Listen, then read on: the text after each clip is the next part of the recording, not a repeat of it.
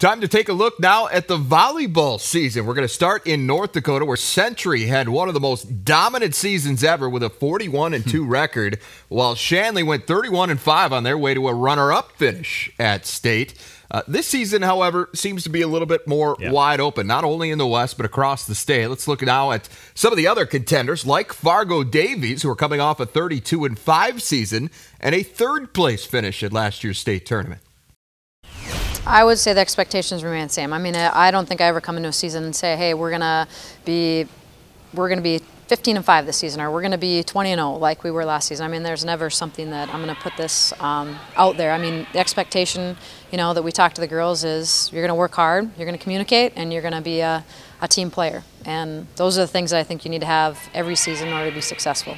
Being as I've been on this team since freshman year, I've definitely had more time to learn how to be a leader, and so that's definitely going to be one of my roles this year.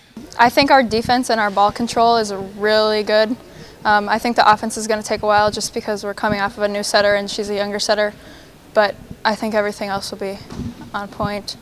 Okay, let's look at your power rankings after 1 week of action in North Dakota high school volleyball. Well, the cool thing is you've got the East-West Classic right off the bat, so you get a ton of matches in early in the season. They played 3-set matches to get things going, and you get to see almost everybody in the state.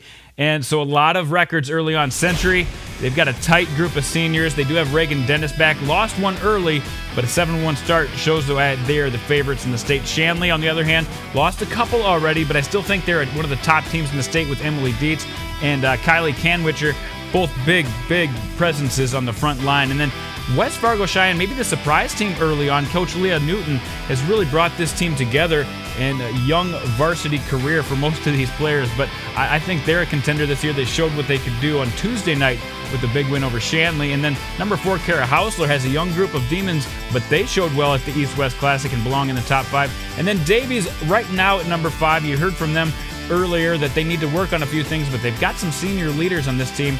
Yeah, they've lost 3 early, but watch for Legacy, watch for Fargo North, West Fargo. It's a wide-open top 5. I have a feeling we're going to rotate a lot of teams through here as the season goes on. Matters a lot less what happens now than it does in a couple of months, right? That's why it's great to get the East-West right off the bat. All right, well, in South Dakota, the Aberdeen Golden Eagles are coming off a championship in Class AA. They graduated their Player of the Year in Brianna Kusler.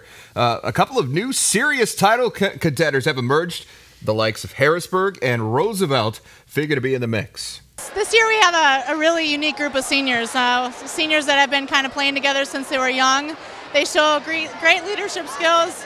We have some girls that haven't seen the court this season or the varsity court at all, so it's kind of exciting. We have our libero or libero. She's 14 and she's playing out of her mind. She's playing at a level that I can't explain right now, which is fantastic. We have a girl, our setter, Abby Heberly, has never set on the varsity court before, or even JV last year. So what she's doing as far as in practice and running our system for our offense has been really exciting as well.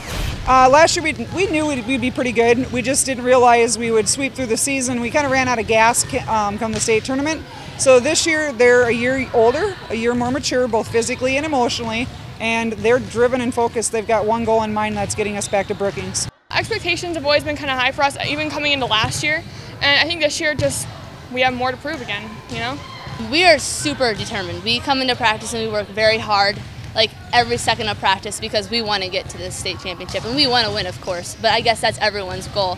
Well, we're only a week in, Jason, but it looks like Harrisburg could be really good. Yeah, they almost look like a college team to start the season, and that's why they're number 1 to get things started. Sammy Slaughter headlines this Harrisburg team that has a dominant front line, an improved serve return team this year, and a ton of setters to help this team out. So watch out for Harrisburg. They're going to be all over the court this fall. Sioux Falls Roosevelt off to a good start. We didn't know what to expect from them. They've got a big front line.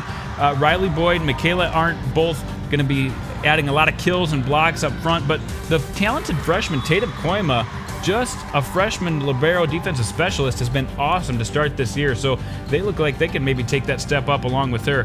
Hurons look great so far. 2 sweeps and only 1 loss, and that was to Harrisburg, and they hung with Harrisburg in that game. Had they gotten a few more serves to go over, they could have maybe pulled off an upset against the Tigers. So watch out for the other Tigers this year. And then Brandon Valley, they just got done playing Huron, and they look like two even teams on the court.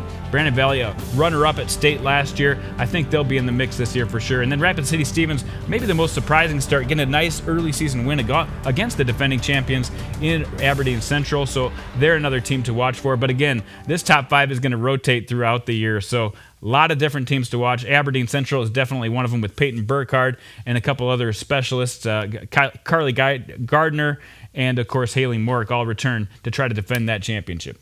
All right, well, it's going to be an exciting season. I look forward to covering it a little bit more in depth. So, again, look forward to each and every week here on Varsity Sports this fall. All right, well, the annual President's Bowl right around the corner. We're getting excited for that. Some great matchups between Sioux Falls schools coming up this weekend, and we're going to preview that when we come back.